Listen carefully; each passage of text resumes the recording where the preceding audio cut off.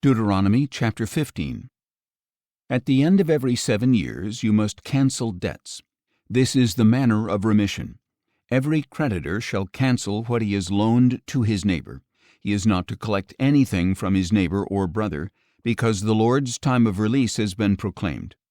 You may collect something from a foreigner, but you must forgive whatever your brother owes you. There will be no poor among you, however, because the Lord will surely bless you in the land that the Lord your God is giving you to possess as an inheritance, if only you obey the Lord your God and are careful to follow all these commandments I am giving you today. When the Lord your God blesses you as he has promised, you will lend to many nations but borrow from none. You will rule over many nations but be ruled by none. If there is a poor man among your brothers within any of the gates in the land that the Lord your God is giving you, then you are not to harden your heart or shut your hand from your poor brother. Instead, you are to open your hand to him and freely loan him whatever he needs. Be careful not to harbor this wicked thought in your heart. The 7th year, the year of release, is near, so that you look upon your poor brother begrudgingly and give him nothing. He will cry out to the Lord against you, and you will be guilty of sin.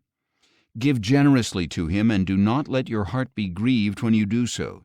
And because of this, the Lord your God will bless you in all your work and in everything to which you put your hand. For there will never cease to be poor in the land. That is why I am commanding you to open wide your hand to your brother and to the poor and needy in your land. If a fellow Hebrew, a man or a woman, is sold to you and serves you 6 years, then in the 7th year you must set him free. And when you release him, do not send him away empty-handed. You are to furnish him liberally from your flock, your threshing floor, and your winepress. You shall give to him as the Lord your God has blessed you. Remember that you were slaves in the land of Egypt, and the Lord your God redeemed you. That is why I am giving you this command today.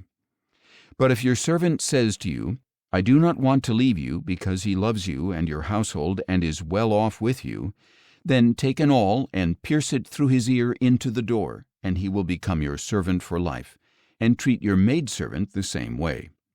Do not regard it as a hardship to set your servant free, because his 6 years of service were worth twice the wages of a hired hand, and the Lord your God will bless you in all you do. You must set apart to the Lord your God every firstborn male produced by your herds and flocks. You are not to put the firstborn of your oxen to work, nor are you to shear the firstborn of your flock. Each year you and your household are to eat it before the Lord your God in the place the Lord will choose. But if an animal has a defect, is lame or blind, or has any serious flaw, you must not sacrifice it to the Lord your God. Eat it within your gates. Both the ceremonially unclean and clean may eat it as they would a gazelle or a deer. But you must not eat the blood. Pour it on the ground like water.